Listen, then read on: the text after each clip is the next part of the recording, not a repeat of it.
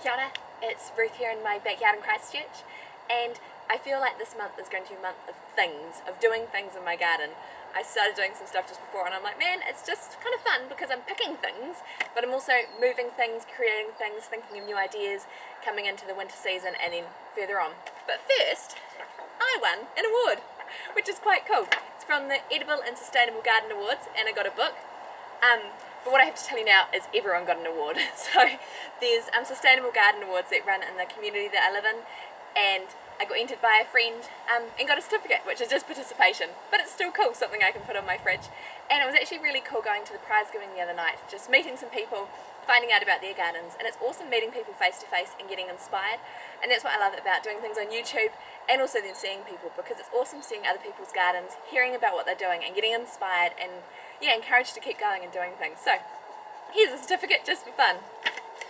So to start with, my beans are all finished. I've been getting the last few ones out of these bush beans, and what I'm going to be doing is I'm going to be cutting these to the ground, because soon I'm going to be kind of reimagining, revisioning this space, and I'm going to need to get these gone. There are a few flowers that are starting to come, but I don't really know how much these are going to be able to bear fruit with it getting cooler, so I think it's time for these to all come out, which I always don't like doing. I don't like taking things out of the garden, but some things have to come to an end.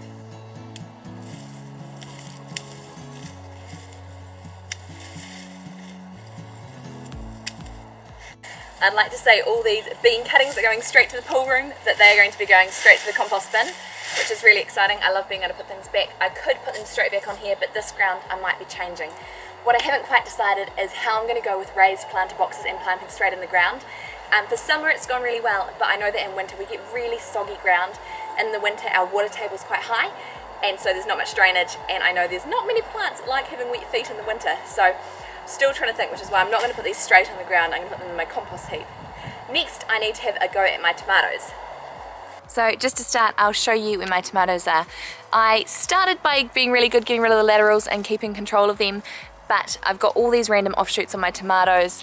I've got some leaves that are starting to go yuck, and they're not really going red as fast as I'd want them to. There's a few ones that are going red, but lots of ones that are still really green, and we're losing our sunlight hours. So I've just started with these ones, taking off all the unnecessary leaves, and that's one thing that I learnt was why they weren't becoming as red as I wanted them to, is that they're still going to be putting energy into their leaves. They're still trying to produce new shoots and new flowers, which there isn't actually going to be the season left to let these kind of keep going into fruit. So by removing all the leaves underneath the tomatoes, I'm leaving a few on so they can still photosynthesize, but removing all the extra leaves I don't need, especially all the dead ones, hopefully I'll get more of my tomatoes to naturally ripen on the plant before being able to use them.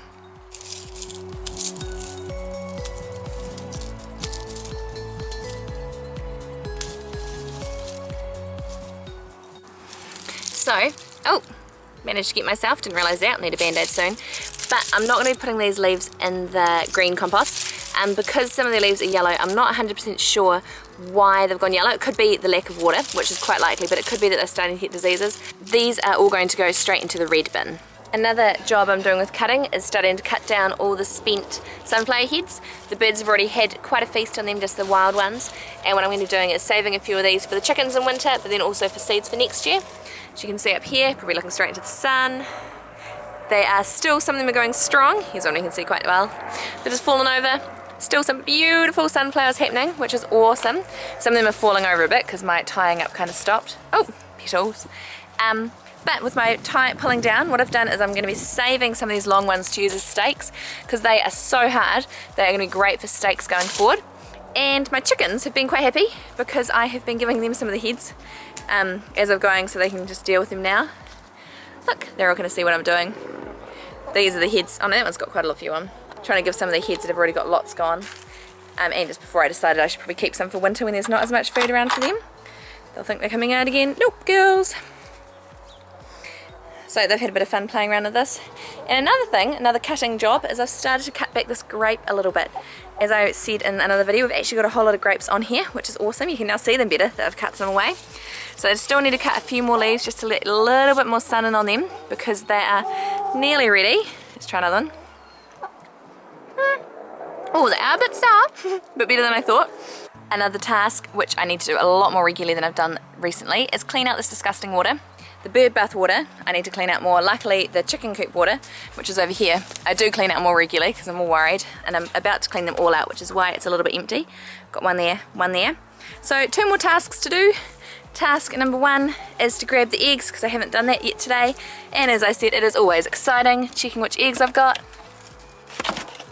They're crazy. You have as many nesting boxes. We've got 2 for 5 girls and they always like to lay in the same one. And last but not least is picking what we're going to have for our salad with dinner.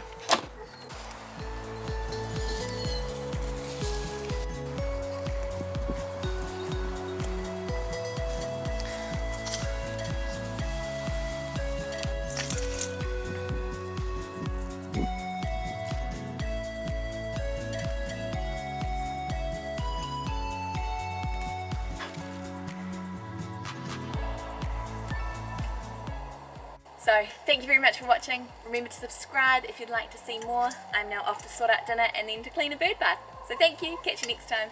Ka kite.